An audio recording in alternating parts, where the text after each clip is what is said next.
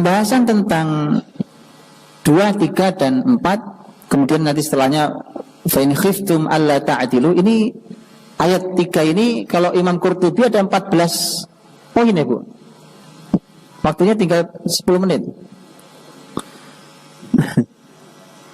Fa in khiftum alla ta'dilu, kalau kalian takut tidak adil, fa wahidah, maka satu saja. Aw ma malakat aymanukum, atau budak-budak kalian.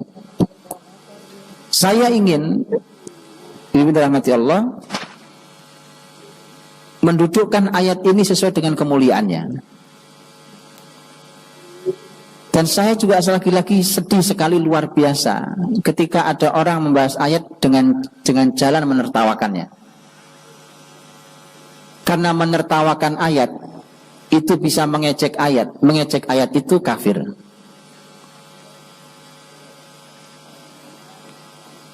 Kulla tastahzi'u qad kafartum ba'da iman. Kulla ta'tadiru qad kafartum ba'da imanikum.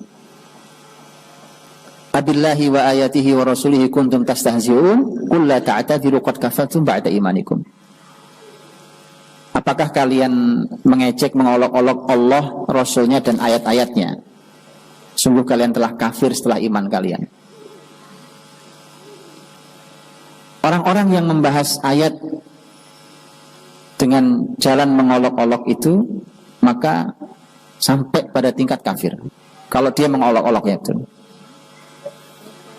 Karenanya dibahaslah dengan cara yang ilmiah, bahaslah yang baik. Saya kemarin sudah sampaikan ke ibu-ibu, An-Nisa ini isinya apa sih? Isinya adalah untuk memberikan perlindungan hak, terutama pada wanita, betul? Ayat ini sama, ini bicara tentang wanita. Justru ayat ini Allah ingin sekali memberikan perlindungan hak terhadap wanita. Di mana haknya Pak? Dan di sini kok malah disuruh poligami, tidak ada perempuan yang mau dipoligami. Di mana hak kami? Ini hak, ini sinilah. Justru ayat ini tetap dalam frame bahwa dia untuk melindungi hak-hak orang-orang yang lemah, dan di antaranya adalah wanita. Gimana perlindungannya nanti kita bahas. Maka pembahasan tentang poligami ini, yang ini adalah bagian dari syariat Islam, bagian dari aturan dalam Islam. Aturan itu, aturan syariat ini tidak ada yang tidak mencahayai, tidak ada yang tidak membahagiakan, tidak ada yang bukan solusi. Syariat ini pasti mencahayai, membahagiakan, dan solusi. Termasuk pembahasan ini. Hanya saja kita keburu membahasnya dengan emosi. Itu kesalahannya. Karena emosi itu juga dipancing oleh para ustadz-ustadzahnya. Nah, itu salah ustadz-ustadzahnya. Tidak didudukkan dulu ayatnya. Dudukkan dulu ayatnya, akan saya dudukkan di sini nanti. Mudah-mudahan cukup waktunya, mudah-mudahan singkat. Sehingga yang terjadi adalah setiap membaca ayat jadi guyonan. Cuma jadi guyonan, jadi bercanda aja. Ya, sekarang tidak hati-hati dengan itu semua. 2, 3, 4, kalau tidak bisa adil maka 1. Pahami dengan baik ayat ini. Dan poligami itu bukan pertama kali, itu tidak dimulainya dari syariat Nabi Muhammad. Nabi-nabi sebelumnya juga sama. Nabi-nabi sebelumnya juga begitu. Dan itu diakui oleh Injil sendiri. Jadi kenapa kalau bicara tentang poligami cuma Islam yang dituduh hari ini? Betul kan? Itu, dan sayangnya Muslim ini juga sama, terbawa emosi itu sama. Enggak cerdasnya juga sama. Padahal itu jebakan dari orang-orang kafir. Tanyakan kepada Injil hari ini yang dipakai oleh orang Kristen. Berapa istrinya Nabi Sulaiman? Solomon. Mereka bilang Solomon. Berapa istrinya? Berapa istrinya David? Berapa istrinya? Kenapa Nabi Muhammad? Nabi Muhammad cuma 11 istrinya. Bandingkan dengan Nabi Sulaiman, berapa istrinya? Kenapa muslimin tiba-tiba tidak cerdas? Dan kemudian ridho tertuduh, akhirnya dia tuduh sendiri agamanya sendiri. Ayo yang cerdas, Pak. Ayo yang cerdas, Pak. Ibu-ibu boleh lihat relief. Tahu relief ya? Relief di candi-candi di...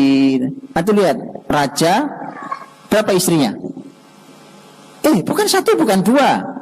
Ini istrinya Pak, ada sekian. Ini selir ini. Raja-raja juga sama. Jadi bukan hanya syariat Islam ini yang bicara itu. Bahkan sampai di negeri ini bukan? Sampai di negeri ini. Raja bahkan bukan cuma punya istri, tapi punya selir. Tahu selir? Iya. Kalau yang saya pahami, selir bukan istri. Yang saya pahami, wallahualam. Apakah dia budak? Wallahualam, saya juga tidak tahu. Jadi mohon itu dulu. Pahami dulu bahwa kenapa kemudian muslimin menjadi sempit dengan syariat ini. Dia itu sejak, bahkan di kitab suci lain juga tertulis, tercatat. Bahkan di dalam budaya, dalam bangsa, dalam suku juga sangat biasa. Sangat biasa. Ketika Islam hadir ini pasti karena ada dalam surat An-Nisa, Islam sedang ingin melindungi perempuan. Nah, di mana letak perlindungannya? Letak perlindungannya adalah Islam mengatur dan membatasi. Karena dulu mereka berpoligami tanpa aturan dan tanpa batas. Hanya Islam yang memberikan aturan ini, diatur dan dibatasi. Itu perlindungan yang luar biasa buat wanita. Terus kenapa nggak satu aja Pak? Kalau perlindungan sekalian kan maksimal satu saja. Hadirin dirahmati Allah. Kalau itu jawabannya banyak. Bumi ini Allah yang ciptakan, Allah lebih tahu tentang bumi ini dan perputarannya. Allah yang ciptakan laki dan perempuan, Allah lebih tahu tentang laki dan perempuan. Perempuan itu Allah ciptakan. Bahkan ini ada penelitiannya di Inggris, Bang. Ada penelitiannya. Bahwa perempuan itu memang ternyata secara natural itu cenderung kepada monogami, pernikahan satu. Sehingga poliandri itu sebenarnya hanya ada di dalam wayang India. Wayang India. Begitu masuk ke Indonesia oleh wali diubah. Oleh wali diubah karena di cerita wayang itu aslinya ada poliandri. Bapak Ibu tahu saya cerita wayang sedikit ya.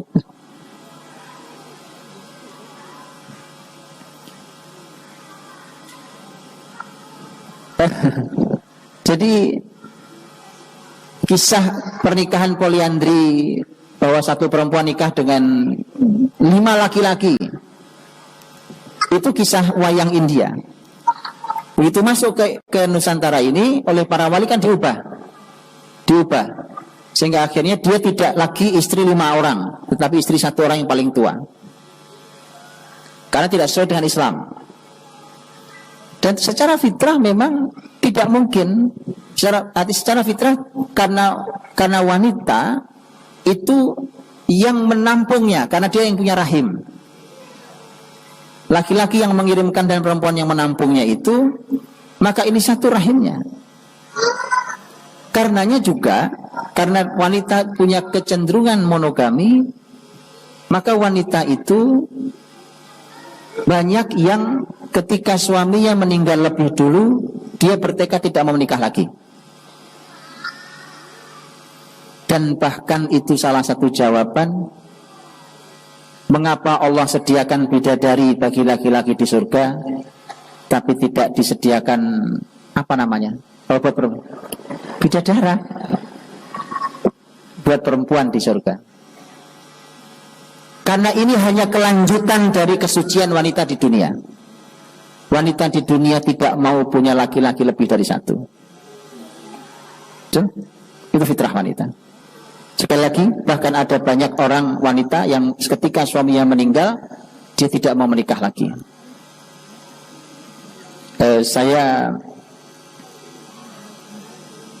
Kalau ibu-ibu baca kisah istrinya Abu Darda radhiyallahu anhu, kan? Abu Darda radhiyallahu anhu. Abu Darda mau meninggal, dia pesan ke istrinya, kalau aku mati kau jangan nikah lagi. Kata istrinya, ya. Kemudian istrinya berkata, ya Allah, aku lamar Abu Darda di surgamu. Ya, karena wanita akan bersama suaminya yang terakhir di surga nanti. Suami yang terakhir. Makanya dia siap untuk itu. Saya baca biografinya yang banyak menulis tentang wanita, Dr. Aisyah Abdurrahman bintu Syati. Ya? Dr. Aisyah Abdurrahman bintu Syati yang nulis Sayyidat Baiti Nubuwah, apa tulisannya, apa judulnya? Para wanita di keluarga Nabi itu ya. Itu seorang dokter. Beliau dulu mahasiswi dinikahi sama dosennya sebagai istri kedua. Begitu sang suami meninggal, kemudian dia tidak mau nikah lagi. Aisyah ini, Dr. Aisyah, dalam setahu saya beliau tidak menikah lagi, dan beliau mengatakan, sesungguhnya waktu tersisa yang saya miliki, saya anggap hanya sebuah jembatan dan titian untuk mengantarkan saya pada orang yang saya cintai kelak. Paham maksudnya? Atau nggak paham? Iya. Itu sehingga beliau tidak menikah lagi. Dan di surga itu hanya kelanjutan saja, Pak. Hanya kelanjutan atas kesucian itu. Sehingga dia cukup dengan satu laki-laki. Tetapi secara natural, dan ini bukan, bahkan ini penelitian dari saya bilang, secara natural laki-laki itu memang dia poligami naturalnya. Walaupun nanti dalam pembahasannya ulama beda pendapat. Lihat ayatnya yang mengatakan nikahilah wanita yang kamu sukai 1, 2, 3, 4. Kalau kalian takut tidak adil maka 1 saja. Ulama bertanya, sebenarnya hukum asalnya 1 atau poligami? Ngerti hukum asal, Bu? Hukum asal itu gini. Hukum asal itu, saya boleh minta waktu tambahan? Boleh. Hukum asal itu maksudnya gini. Kalau hukum asalnya pernikahan itu cuma dengan 1 perempuan, itu hukum asalnya, maka artinya menikah 2, 3, dan 4 itu ya hanya tambahan saja. Ya kalau mau nambah-nambah, kalau enggak juga enggak apa-apa. Itu kalau hukum asal 1. Tapi kalau hukum asal itu poligami, hukum asal pernikahan dengan perempuan itu poligami, maka artinya hukum asalnya lebih dari 1, 2 minimal, kemudian 3 dan 4. Tapi kalau ternyata memang tidak sanggup betul, berarti ada kekurangan pada kamu. Pada dirimu wahai laki-laki ada kekurangan. Nah kalau ada kekurangan begitu ya 1 saja. Karena kamu tidak bisa pakai hukum asal karena kamu punya kekurangan. Bisa tahu bedanya? Kalau hukum asalnya cuma 1, maka aslinya nikah itu cuma 1. Nambah itu cuma kalau perlu saja. Itu tambahan saja. Tapi kalau hukum asalnya poligami, sebenarnya harusnya kamu 2 minimal. Tapi karena kamu punya masalah, apapun itu kekurangannya, umpamanya, maka 1 saja. Itu karena kekurangan kamu. Ulama berbeda pendapat. Jadi sebenarnya hukum asalnya yang mana? Kalau hukum asalnya 2, berarti memang Allah hadirkan di diri laki-laki. Aslinya memang dia cenderung poligami 2, 3, 4. Kalau hukum asalnya 1, pasti secara fitrah laki-laki pasti dia lebih suka 1 dan tidak suka 2 dan 3 dan 4. Nah zaman begini sekarang ini, Bu, ibu-ibu, zaman sekarang ini, ketika mencoba menutup fitrah laki-laki, yang terjadi kerusakan.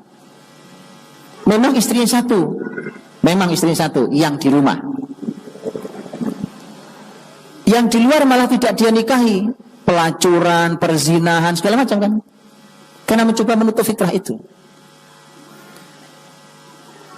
Dan itu seminimal-minimalnya adalah dengerinlah, ngupinglah bapak-bapak kalau lagi ngomong itu. Ya kan? Enggak jauh yang diomongin. Enggak jauh yang diomongin, ngomongin tentang poligami, istri nikah lagi, apa segala nikah lagi dengan istri yang lain, apa segala macam. Makanya 2, 3, dan 4 walaupun berbeda pendapat sekali lagi. Jadi sebenarnya asalnya mana? Apakah kata fa in khiftum alla ta'dilu fawahida? Kalau kalian takut tidak adil maka 1 saja. Apakah asli artinya sebenarnya 2, 3, dan 4? Tapi kalau takut dia turun, berarti pokok asalnya, hukum asalnya berarti poligami. Atau sebenarnya hukum asalnya adalah 1, hukum asalnya 1, ya kan? Kalau kalian berani adil, maka kalian boleh 2, 3, dan 4. Di situ terjadi perbedaan pendapat ulama. Tapi, ada tapi, Bang. Abdullah bin Abbas radhiyallahu anhuma, orang paling ahli tafsir di umat ini. Beliau yang mengatakan bahwa orang terbaik di umat ini adalah yang paling banyak istrinya. Saya ulangi kalimatnya, tolong dicatat dengan baik. Abdullah bin Abbas radhiyallahu anhuma, kalau nggak dicatat dihafal, karena hafalan lebih bagus daripada catatan. Kalau tidak mau terus gimana ini ya? Saya harus mengeluarkan kalimat siapa? Ini kalimat orang terbaik, Bang. Nah, Abdullah bin Abbas, kita bahas tafsir, beliau paling ahli dalam masalah tafsir. Orang terbaik di umat ini adalah yang paling banyak istrinya. Karena itu adalah Rasul SAW. Rasul istri paling banyak di antara semua sahabat. Dan itu orang terbaik. Sampai Abdullah bin Abbas mengukur kebaikan itu dengan jumlah istri. Hanya saja umat Muhammad dibatasi menjadi maksimal hanya 4. Lifankihu ma taba lakum minan nisa'i mathna wa thulatha wa ruba'. Ada poin tentang huruf ma yang menunjukkan kualitas wanita yang mau dinikahi. Ya. Kemudian pembahasan masna 2, wa thulatha wa ruba'. Masna itu bukan 2 arti sebenarnya. Karena kalau di terjemahan itu bunyinya mana? Terjemahan itu 2, 3 atau 4. Kalau secara bahasa tidak, lihatin. Masna 2, wa itu dan, wa itu dan sulasa dan 3, wa ruba dan 4. 2 dan 3 dan 4 jadi berapa? Ini kan 2, kan bukan atau. Kalau atau itu au. Kalau au itu atau, Bu. Kalau au itu atau, tapi ini dan. Kalau dan itu digabung. Kalau atau itu milih 2 atau 3 atau 4. Paham? Tapi ini wa itu dan. 2, 3, 4 berapa kalau digabung? Jadi berapa yang diizinkan di umat ini? Ini fikih mana ini? Sesat semua ini jadinya.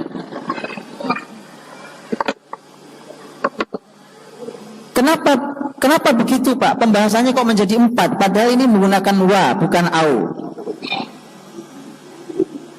Nah, itu kan terjemahannya. Ini terjemahan masalah. Kenapa saya terjemahkan di awal supaya ibu-ibu tahu bedanya terjemahan dengan tafsir. Ya. Jadi bukan atau. Kalau atau bahasa Arabnya au, itu atau. Tapi kalau wa itu dan itu menggabungkan, bukan atau. Ternyata memang itu salah makna di kita tentang masna dan sulasa dan ruba. Karena masna itu artinya bukan 2. Masna itu artinya 2. Sulasa itu 3. Ruba itu artinya 4. Nah kalau gitu tak berapa sekarang? Ini lebih sesat lagi tafsirnya kalau gini. Lebih sesat lagi, 18 tadinya nih. Bukan, Bu, maksud 2, 3, 4 itu bukan angka. Itu bukan angka. Gini contohnya, ini supaya mudah memahami. Ini ibu kumpul sekian banyak orang nih, di bawah ada perpustakaan. Saya bilang, ibu-ibu semuanya tolong turun ke perpustakaan. Ibu-ibu ambil buku 2. Ambil buku 2. Maka semua ibu-ibu, semua sejumlah umpamanya 100 orang ini hanya boleh ngambil 2 buku. Silakan diskusi 2 bukunya apa yang mau diambil. Jadi rame-rame berserikat dalam 2 buku, bersama dalam 2 buku. Kalau saya katakan ibu-ibu, silakan turun ke bawah, ambil buku 2. Ngerti maksudnya? Ngerti bedanya? Atau saya bilang, ambil 3. Ngerti maksudnya? Itulah kenapa salah di terjemahan orang-orang yang ngerti bahasa Arab itu. Masna itu bukan 2, tapi 2. Sulasa 3. Ruba 4. Ngerti? Jadi silakan kaum laki-laki kalian boleh pilih. Mau silakan mau ambil dua-dua masing-masing kalian atau ambil tiga-tiga atau empat-empat. Ya, itu masna wa sulasa wa ruba. Maka fankihu ma tabalakum minan nisa'i masna wa sulasa wa ruba. Lihat tuh. Sayangnya juga pembahasan kita juga berhenti sampai wahidah. Fa in khiftum alla ta'dilu fa wahidah. Kalau kalian takut tidak bisa adil, maka nikahilah satu. Kenapa nggak dilanjutkan? Masih ada pembahasan. Au ma malakat aimanukum. Atau kalian boleh ambil budak-budak wanita kalian. Jangan nikah poligami, jadi jangan menikah lebih dari satu. Kalau karena kalian takut tidak adil, tapi silahkan nikah dengan satu istri, sisanya ambil dari budak-budak wanita. Lepodo wae, Bu. Makanya karena ngaji kita ini gak adil, Bu. Kita berhenti baca dari sampai di fawahidah, tidak dilanjutkan. Gitu kan? Aku baca ulang. Fawahidatan aw ma malakat aymanukum, baru berhenti. Baru berhenti. Maka kalau gitu kenapa Pak? Tapi kan orang takut tidak adil. Orang takut tidak adil, disuruh ngambil satu. Nah terus dia ngambil budak perempuan. Dia juga nggak bisa adil. Ya, karena hukum budak tidak sama dengan hukum wanita yang merdeka. Hukum wanita budak tidak ada syarat adil. Tidak ada syarat adil. Mereka tidak berhak terhadap malam tertentu. Mereka tidak berhak. Yang pasti hanya sang majikan harus memperlakukan dengan cara yang baik kepada budaknya. Tapi tidak ada syarat keadilannya. Ya, jadi kalau perang, Muslimin perang lawan Yahudi umpamanya gitu ya. Nah, itu kan ada tentara-tentara perempuan tuh. Nah, itu begitu ditawan jadi budak. Dijual, kalau saya beli di Indonesia jadi budak saya. Itu tidak ada syarat adil seperti wanita merdeka. Sampai dia merdeka. Ya, fawahidatan aw ma malakat aymanukum. Jadi satu atau budak-budak kalian.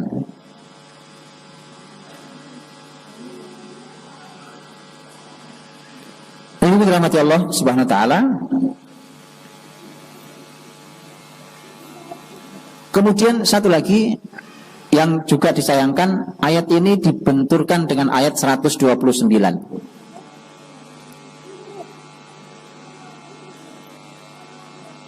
Wa lan tastati'u an ta'dilu bainan nisa'i walau harastum. Kalian hai kaum laki-laki tidak bisa adil dengan sesama wanita itu, dengan para wanita itu, walau kalian ingin sekali adil. Nah, kalau gitu nggak bisa Pak nikah poligami, karena syarat poligami adil. Ternyata ada ayat yang mengatakan laki-laki tidak mungkin bisa adil. Saya mau nanya dulu, Bu. Saya itu nulis buku, Bu. Saya nulis buku. Di dalam tulisan buku saya itu ada bab-bab. Bab 1, bab 2, bab 3 ya. Masuk akal enggak? Saya, Budi Azhari, menulis buku dalam satu bab. Yang di awal bab saya bilang boleh, di akhir bab saya bilang enggak boleh. Masuk akal? Itu manusia yang lemah. Bagaimana dengan Allah Subhanahu wa taala? Di surat yang sama, surat An-Nisa. Di sana boleh nikah, di sini bilang nggak boleh nikah. Maka berarti bukan itu pemahamannya. Tapi saya sangat sayangkan juga, subhanallah. Yang ngomong gini profesor Quran di Indonesia ini. Itu jelas. Dan itu disiarkan, bayangkan coba. Saya gara-gara itu saking penasarannya, saya mencoba mencari tafsir ayat 129 itu di sekian puluh kitab tafsir. Saya buka sekian puluh kitab tafsir, sampai tafsir sesat saya buka. Ya, karena ada tafsir sesat. Ya, ada tafsir kelompok sesat. Ya. Itu sampai saya buka. Siapa tahu ini beliau ambil dari tafsir itu. Puluhan tafsir saya buka, Bu, untuk tahu ini ayat tafsirnya apa. Ternyata dari tafsir yang benar sampai tafsir yang sesat, tafsirnya sama untuk ayat ini. Saya bilang ini profesor lebih sesat daripada kelompok sesat untuk penafsiran ayat ini. Kenapa? Karena bicaranya pakai emosi, Bu. Tidak, ini ayat. Karena ternyata ayat ini, kalian kaum laki-laki tidak bisa adil itu ternyata dalam urusan hati. Karenanya Nabi Shallallahu Alaihi Wasallam orang yang paling adil itu. Karena Nabi yang mengatakan, kalau saya tidak bisa adil, terus siapa yang bisa adil? Karena orang paling adil di muka bumi Nabi SAW. Nabi SAW menyampaikan pernah berdoa, Allahumma la Nabi mengatakan bahwa ya Allah jangan kau hukum aku pada sesuatu yang aku tidak memiliki dan kau yang memiliki.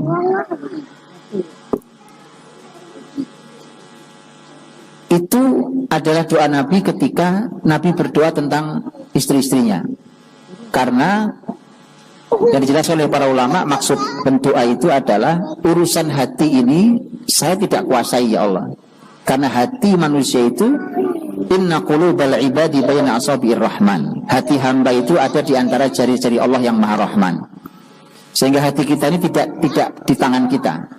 Dia ada di tangan Allah SWT. Sehingga dengan itulah maka Nabi berdoa, ya Allah jangan kau hukum aku, ya. Allahumma hadhi qismati fala tu'akhidni bima la amlik wa tamlik.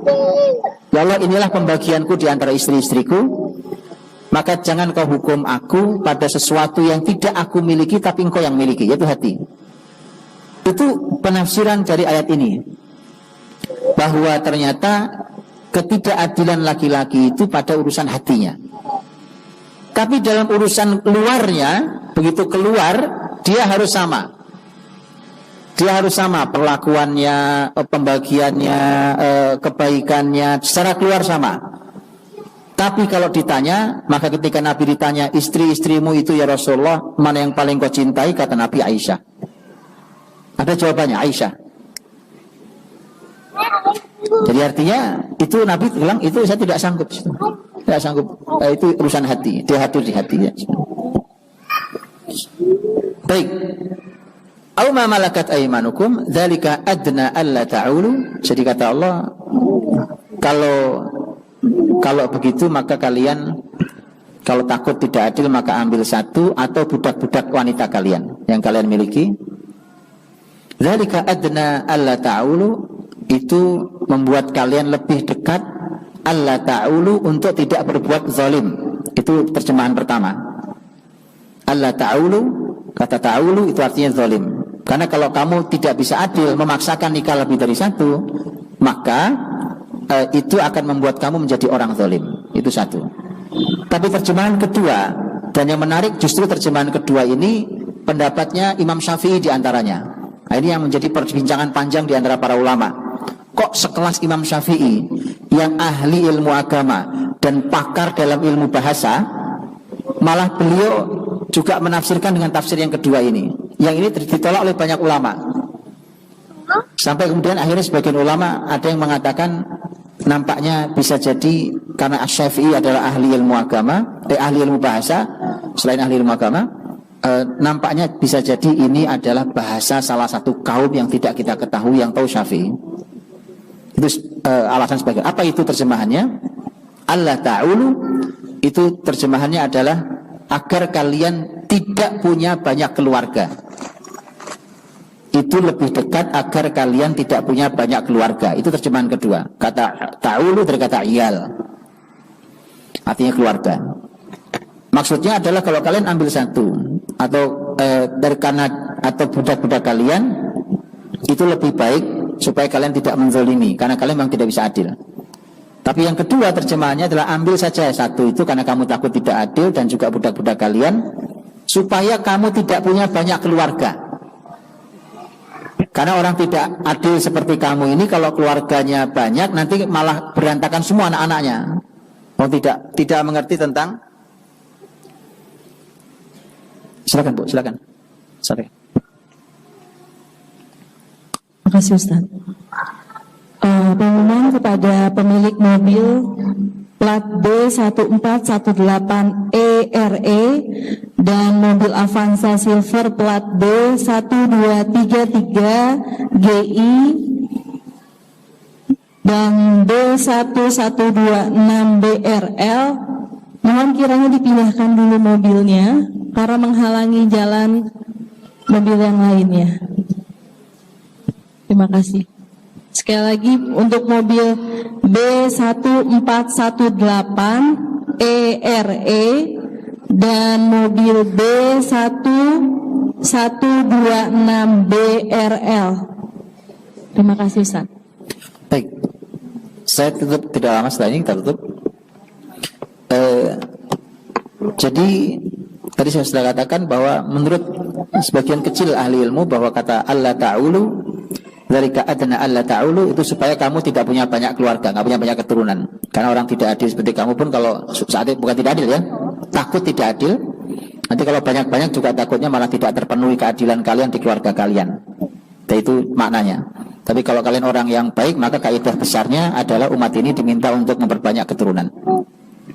Nah, ibu rahmati Allah, saya simpulkan dari perjalanan ayat yang ketiga ini, yaitu bahwa para ahli menyampaikan ayat tentang poligami ini bukan, para ahli mengatakan ini bukan perintah untuk berpoligami, tapi ini informasi syariat bahwa berpoligami itu bagian dari syariat. Jadi mohon dibedakan. Karena kalau perintah, kalau sifatnya perintah, walaupun bunyinya perintah, fankihu itu perintah, maka nikahilah. Tapi secara konteks keseluruhannya dia bukan perintah, karena kalau sifatnya perintah, wah itu berarti ada penguatan yang luar biasa dari Allah. Dia bukan perintah, tetapi dia informasi dari Allah bahwa ini bagian dari syariat. Dan kalau syariat itu berarti sangat mulia dan istimewa. Kemudian dengan kalimat wa in khiftum alla ta'dilu, kalau kalian takut tidak adil, maka berarti tidak, bahwa poligami ini tidak boleh dilakukan oleh sembarang orang dan tidak semua orang layak untuk berpoligami. Dan tapi juga mohon sekali lagi membicarakannya dengan bahasa syariat yang baik. Syaratnya memang hanya adil, syaratnya memang hanya adil, tidak ada syarat lain. Bahkan izin pada istri pertama pun tidak ada syaratnya. Tidak ada syaratnya. Saya sampai pernah diceramai oleh orang, jadi diceramai oleh seorang anak muda. Diceramai tentang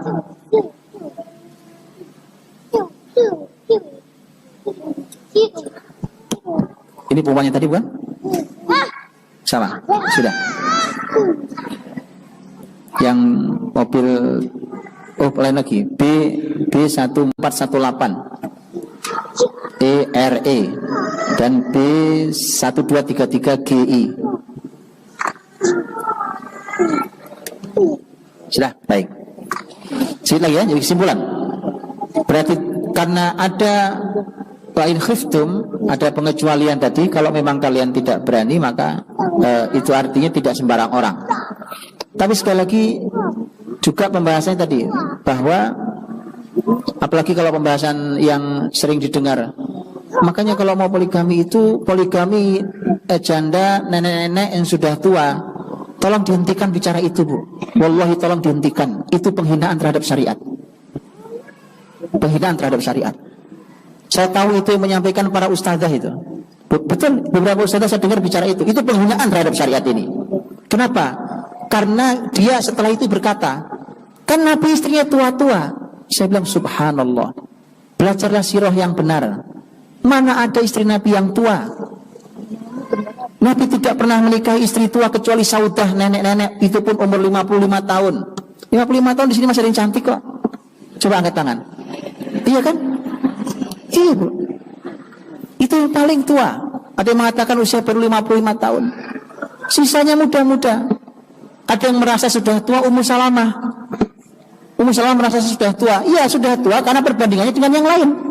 Padahal umur dia baru 37 tahun, ada yang mengatakan 37 tahun. Coba 37 di sini. Masih cantik-cantik. Yang sisanya, Bu, 20 ke bawah sisa. Jadi kemudian dia mengatakan Rasul istrinya janda tua-tua. Subhanallah. Jangan lakukan itu. Itu membahas syariat dengan tanpa ilmu namanya. Ya. Nah, jadi yang tadi saya cerita, saya sampai diceramai oleh seorang anak muda yang istrinya 3 orang. Usianya jauh di bawah saya. Istri 3 orang. Sampai dia bilang ke saya, Ustaz Budi, yang namanya poligami itu adalah hak laki-laki yang dizalimi oleh peradaban ini. Saya bilang ini kalimat keren banget Ustaz. Ya, kenapa keren banget? Memang itu kalimat, itu ringkasan dari syariat ini. Saat ini saya katakan bahwa poligami itu tidak memerlukan izin istrinya pun. Tidak memerlukan izin istrinya. Jadi mempersulit pada izin, ya mempersulit pada izin istri. Harus izin dulu, kalau tidak bisa, maka dicegat di situ. Maka itu sebenarnya menurut saya itu sesuatu yang tidak bijak. Kalau, ini ada kalonya, saya setuju izin, tapi gini, kalau pertimbangannya begini, bahwa ini kan supaya menjaga keluarga yang pertama Pak, supaya tidak berantakan keluarga pertama, maka boya izin yang baik. Nah, ya itu bukan hukum. Tapi itu adalah kepantasan dalam rangka menjaga tujuan berumah tangga. Gitu ya? Mohon maaf, kalau di Indonesia, kalau nikah resmi lebih dari 1 harus ke pengadilan. Sampai pengadilan, Bu. Pengadilan itu dalam rangka izin istrinya, didatangkan istrinya segala macam, ditanya dulu di situ segala macam itu. Kenapa itu dilakukan? Tapi kenapa negara tidak membimbing keluarga-keluarga Indonesia ini? Harusnya Indonesia bukan mempersulit itu, tapi Indonesia ini semestinya membimbing keluarga-keluarga agar berapapun keluarga yang dia punya, mau 1 mau lebih dari 1, itu semua terjaga dengan baik. Ini membimbing, tidak mempersulit dia. Ini pendapat saya. Karena ini syariat apapun, dan ini subhanallah, ini solusi. Dan saya pernah dulu dengar, saya tapi belum dapat bukunya, teman saya pernah cerita, dia pernah baca. Bahkan ada ilmuwan statistik Jerman, seingat saya, ini kata teman saya belum pernah baca bukunya. Itu masuk Islam hanya gara-gara membaca ayat poligami. Setelah dia melihat ini adalah solusi sangat besar setelah perang dunia kedua. Karena mereka tidak berani, tapi ternyata Quran punya solusinya. Karena masalah besar sendiri dengan korban laki-laki yang segitu banyaknya di perang dunia. Dan secara natural, makin lama wanita akan semakin lebih banyak jumlah dari laki-laki sesuai dengan hadis Nabi SAW. Karena di akhir zaman kelak puncak akhir zaman nanti, al-qayyimul wahid li khamsina imra'ah. 1 laki-laki berbanding 50 perempuan. Itu puncak nantinya. Tapi kan terus berproses dia. Jadi syariat ini Ibu itu memberikan cahaya, dia memberikan panduan. Justru ini perlindungan terhadap wanita, karena wanita itu dari sejak jahiliyah dulu Arab sampai Indonesia sini kan sama. Itu orang nikah terserah tanpa aturan, tanpa batas. Oleh Islam dibatasi, diberi aturan, tolong yang adil dan seterusnya. Dipahami dengan sangat baik tentang syariat ini, ya, dan maka ini harus tetap dipahami sebagai sebuah syariat yang begitu indahnya, dia begitu baiknya, dan contoh yang luar biasanya adalah di keluarga Nabi, para sahabat dan salafus saleh dahulu. Jika saya ingin sampaikan, cobalah cari di antara para sahabat Nabi SAW itu siapa yang istrinya cuma 1. Silahkan nanti dicari, ibu-ibu akan kesulitan nyari sahabat yang istrinya cuma 1. Ini bukan masalah jumlah saja, tetapi ini masalah bahwa inilah posisi kita terhadap syariat ini hari ini. Ya, inilah posisi terhadap syariat. Al-Asyra Mubasysyarun bil Jannah, 10 orang yang dijamin masuk surga itu, 10 orang yang dijamin surga itu, tidak ada yang istrinya cuma 1 kecuali Abu Ubaidah bin Al-Jarrah saja. Cuma 1 itu yang istrinya cuma 1. Itu pun karena faktornya Abu Ubaidah itu adalah sahabat yang sangat tidak minat dengan dunia. Bahkan dia pemimpin tertinggi negeri Syam. Itu Umar masuk ke rumahnya yang miskin, gak ada apa-apa kecuali panci bolong, ada pedang 1 untuk jihadnya, dan tidak ada peralatan apapun. Padahal pemimpin tertinggi negeri Syam. Berbeda dengan sahabat lain. Abu Bakar kita tahu punya harta, Umar kita tahu punya harta, walaupun Umar sangat sederhana. Utsman apalagi, gitu kan? Abdurrahman bin Auf apalagi, orang kaya raya. Dan susahnya adalah hari ini bahwa laki-laki ambisi dunianya besar, pengen duitnya banyak, tetapi berlaku terhadap perempuannya seperti Abu Ubaidah bin Al-Jarrah, cuma satu istrinya.